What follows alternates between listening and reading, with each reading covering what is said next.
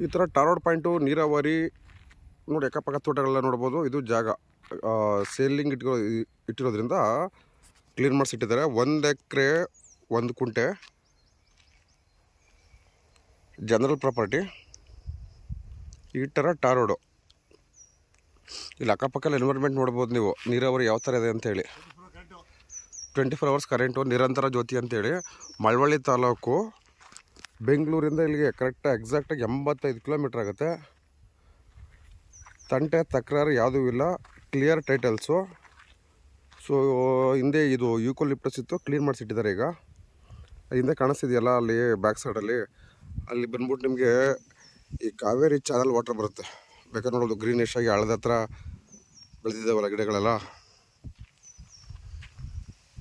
So ಹೈವೇಯಿಂದ just ಒಂದು 500 metre ಇದು. ಒಳ್ಳೆ ಪ್ರೈಸಲ್ಲಿದೆ. ಸುತ್ತಮುತ್ತ ನೋಡ್ಬೋದು. ಇಲ್ಲಿಂದ 600 ಮೀಟ್ರ್ ಮುಂದೆ ಹೋದರೆ ಊರು ಬರುತ್ತೆ. ಅಲ್ಟಿಮೇಟ್ಲಿ ಈ ಊರು ಬಂದ್ಬಿಟ್ಟು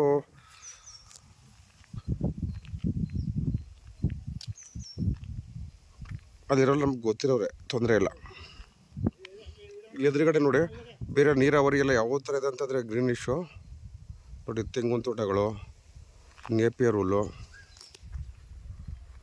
ಸೊ ಫ್ರಂಟೇಜ್ ಬಂದ್ಬಿಟ್ಟು ನಿಮಗೆ ಹೆಚ್ಚು ಕಮ್ಮಿ ಒಂದು 180 ಅಡಿ ಸಿಗುತ್ತೆ. ಸೊ ಹೈವೇಗೆ ಕ್ಲೋಸೆಸ್ಟು 450ರಿಂದ 500 ಮೀಟ್ರು. ನೋಡಿ ಹಿಂಗೆ ವಿಡಿಯೋ ಎಲ್ಲ ತೋರಿಸ್ತೀನಿ ಇಲ್ಲಿಂದ ಹೈವೇಗೆ.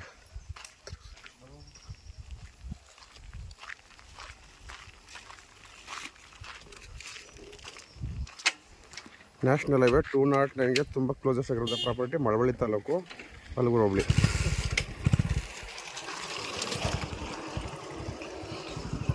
ಟ್ರಾವೆಲಿಂಗ್ ಟೈಮು ಎಷ್ಟಿದೆ ಅಂದ್ಬಿಟ್ಟು ಹೈವೇಯಿಂದ ನೀವು ಕ್ಯಾಲ್ಕುಲೇಟ್ ಮಾಡ್ಕೋಬೋದು. ಗುಂಟೆ 2,60,000 ಗುಂಟೆಗೆ 2,60,000 ನೆಗೋಷಿಯಬಲ್ಲು. ನೋಡಿ ಆನ್ ಹೈವೇ ನೋಡ್ಬೋದು ನೀವು. ಸುತ್ತಲೂ ಒಳ್ಳೆಯ ತೋಟಗಳು, ನೀರಾವರಿ ಬೆಲ್ಟು, ಜೊತೆಗೆ 24 hours ಎಲೆಕ್ಟ್ರಿಕ್ ಕನೆಕ್ಷನ್ನು. ಇದು ಅನ್ಸೀಸನಲ್ಲಿ ಈ ಬೆಲ್ಟಲ್ಲಿ ರಾಗಿ ಮತ್ತು ಭತ್ತ ಬೆಳೆದಿದ್ದಾರೆ ಅಂತ ಅಂದರೆ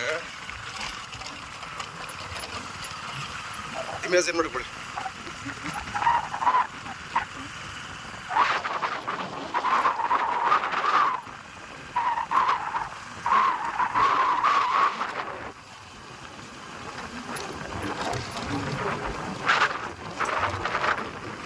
ಕಾಣಿಸೋದಿಲ್ಲ, KSRTC